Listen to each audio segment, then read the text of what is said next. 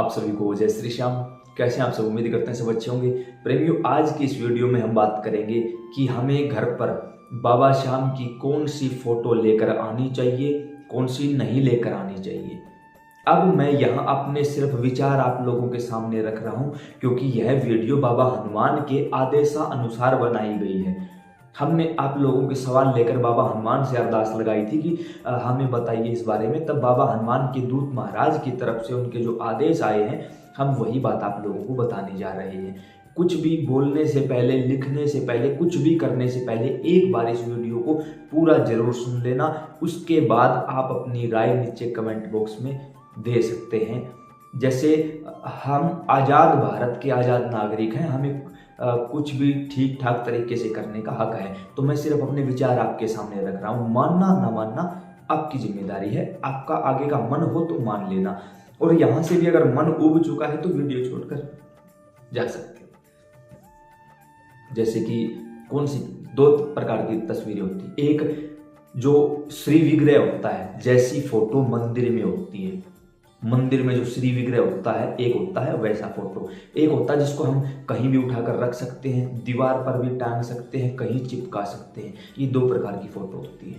हमें कौन सी लेकर आनी चाहिए? हमें जो छोटी फोटो हो, अंगूठे के समान की फोटो हो, वो फोटो जिसे हम दीवार पर टांग सकें, कहीं भी उठाकर रख सकें। हमें श्री विग्रह कभी भी नहीं लेकर आना चाहिए। और आज के समय 100 में से 80 लोग श्री विग्रह को लिए हुए बैठे हैं, और फिर बाद में या तो मेरे पास फोन आते हैं, या हमारे पास डायरेक्ट आप लोग पहुंच जाते हो मिलने, या जहां भी आपसे मिलते हैं आप लोगों ने, ज़्यादा तो नहीं कह सकता, अब तक 2000 प्लस ऐसे लोग मिल चुके हैं जिन्होंने कहा है जब से हमने बाबा के लड्डू गोपाल की तरह बाबा को घर में विराजमान किया ना, लड्डू गोपाल जैसे होते हैं वैसे ही बाबा की फोटो आती है ना, इनको जब से विराजमान किया हमारे घर में कुछ भी अच्छा नहीं हो रहा। कारण है भाई, क्यों? आजकल हम अपने कुल देवी कुल देवता को भूलते जा रहे हैं। किसी मेरे जैसे पाखंडी ने यूट्यूब पर डाल दिया, या जागरण में खड़ा होकर बड़े बड़े मंचों से बोल दिया, बस एक बार खाटू चले जाओ, बस एक बार बाबा को ले आओ, बस एक बार ये कर दो। नहीं भाई, बात सही है, खाटू जाने से काम बनते हैं, बात सही है, बाबा के आने से काम बनते हैं, लेकिन बीच में जो हमारे कुल देवी कुल देवता है हम उनको भूल जाते हैं। क्योंकि हमारे जन्म से पहले हमारे पितर, हमारी कुल देवी, हमारे कुल देवता, 3 शक्तियां हमारे जन्म से पहले हमारे डीएनए में साथ चल पड़ती हैं, और हम उन्हीं शक्तियों को भूल बैठे हैं। यूट्यूब की वीडियो देखकर थोड़े से 2-4 भजन सुन के, भजन सुनते सुनते आंखों में पानी आने लगा, सोच लिया अब हम भगत बन चुके हैं, अब तो हम खाटू जाएंगे, अब तो हम ये तस्वीर लेकर आएंगे। और वहां जो मार्केट सजी हुई है, उन लोगों ने सिर्फ और सिर्फ अपना व्यापार चला रखा है। उनको आपकी और हमारी धार्मिक आस्था से कोई लेना देना नहीं है। अब वहां से जाते ही देखेंगे इतनी सुंदर प्रतिमाएं दिखाई देगी, उसको ले आएंगे। उसको लाने के बाद घर में विराजमान कर दिया, ना तो उसकी प्राण प्रतिष्ठा करवाई, ना ही कोई और नियम लागू किया। प्याज लहसुन भी घर में चल रहा है, प्राण प्रतिष्ठा भी नहीं है, तो वो पूजा बेकार है भाई। क्योंकि आपने श्री विग्रह लिया है तो आपको नियम बनाना होगा। खाटू में 5 समय तो आरती होती है, श्रृंगार हर रोज होता है, हर रोज बागा बदला जाता है बाबा का, हर रोज स्नान करवाया जाता है। क्या वो सारे काम हम घर पे कर सकते हैं? नहीं कर सकते। अब घर पर ज्यादा पूजा कौन करता है, पुरुष या महिलाएं? पहली बात, पुरुषों को समय नहीं होता, क्योंकि वो घर के, खेत के या अपने व्यापार के काम में बिजी रहते हैं, उनकी मजबूरी है, उनके पास समय नहीं है। दूसरी बात, लगभग लोग नशे के आदी हो चुके हैं, वो नशा करते हैं, तो उन्हें पूजा पाठ से कोई लेना देना नहीं।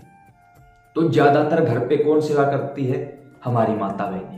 और जब वो सेवा करती हैं तो यहाँ उनको थोड़ी सी कठिनाई का सामना करना पड़ता है, जैसे कि मासिक धर्म की प्रक्रिया। उस दौरान भोग कौन लगाएगा? अब एक बात मेरे सामने घटित हुई, एक महिला ने अपने बच्चे से कहा कि बेटा ठाकुर जी को भोग लगा दे। बेटे ने तुरंत बोल दिया, नहीं नहीं, अपने बस की नहीं है ये सब कुछ। वो महिला दोबारा कुछ नहीं बोली, हम चुपचाप सुनते रहे। मैंने कहा ना ना ना ना, ये सही नहीं है भाई, बिल्कुल भी किसी तरीके से।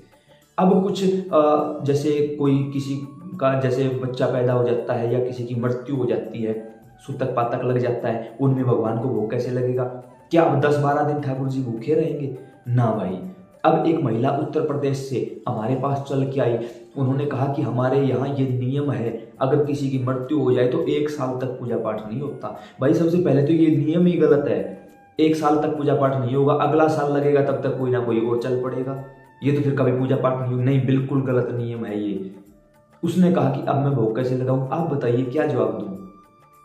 उसके साथ साथ कल जो भी व्यक्ति भगवान को अपना बच्चा मानकर, अपना परमात्मा मान के, या कोई भी अपने घर का मुखिया मान के कोई भी रिश्ता बना के बाबा श्याम को आपने विराजमान करवाया था, काम निकलते ही अब महिला एक जोड़ा मिला मुझे, एक दंपति मिला, हाथ में बच्चा लिए हुए, और जो महिला थी उनके हाथ में लड्डू गोपाल था। उन्होंने कहा भैया मैं इसको कहाँ रखूँ? मैंने कहा किसको? लड्डू गोपाल। मैंने कहा रखना क्यों भाई? उन्होंने कहा नहीं हमें बच्चा नहीं था तो अब ठाकुर जी ने एक बच्चा दे दिया है, अब इनका हमें क्या करना, अब इनका क्या काम।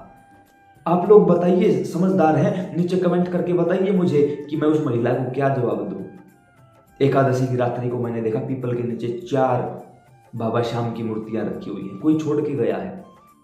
एक महिला ने मुझसे कहा कि नहलाते समय इसका कलर उतर चुका है, अब मैं क्या करूं। एक महिला का फोन आया कि उसने कहा कि जो बाबा का शीश है वो अलग हो चुका है मूर्ति से, अब इसका क्या करूं। आप लोग बताते जाइए मुझे नीचे कमेंट बॉक्स में कि मैं उनको क्या जवाब दूं, कि उनको क्या करना चाहिए। कल हम जिसको बड़े आदर चाव से, बड़े प्यार से, खाटू धाम से अपना मालिक, अपना भगवान, अपना भाई, अपना बेटा या अपने घर का मुखिया मान कर लेकर आए थे, 15-20 दिन, साल 2 साल हमने बड़ी अच्छी से उसकी सेवा की, सब कुछ किया।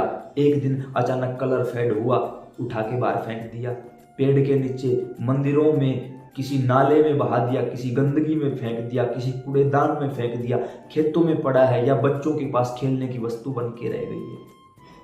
क्या ये इज्जत है? ये मान सम्मान है? क्या यही प्यार प्रेम है? क्या यही श्याम प्रेम की निशानी है?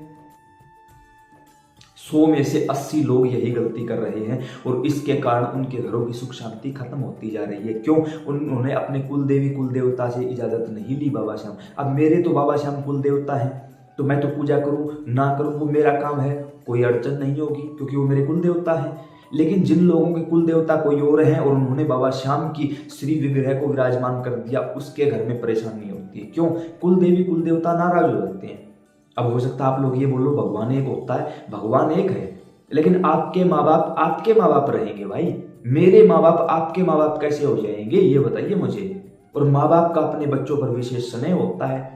अब कुल देवी कुल देवता को आपने पूछा ही नहीं, किसी बाहरी शक्ति को घर में विराजमान करवा दिया, किसी मुझ जैसे ने बोल दिया बस खाटू जाओ, बस बाबा श्याम को ले आओ, कुछ नहीं करना, आगे वो अपने आप करेंगे ना भाई, गलत बात है बिल्कुल। तो कभी भी मैं ये पर्सनली आप लोगों से यही कहना चाहूंगा कि पाप के भागीदार बनने की बजाय आप घर में साफ स्वच्छ प्रतिमा रखिए, बाबा श्याम और बाबा हनुमान दोनों की। कौन सी प्रतिमा? जो बिल्कुल जैसे प्लास्टिक में आती है या जिसे हम दीवार पर टांग सकते हैं, उठाकर कहीं रख सकते हैं, इस प्रकार की प्रतिमाएं लेकर आओगे तो ज़्यादा कारागार साबित होंगी। दिखाते हैं आपको कैसे प्रतिमाएं लेकर आनी है। आगे आप लोगों का जैसा मन करे, आप सभी समझदार हो।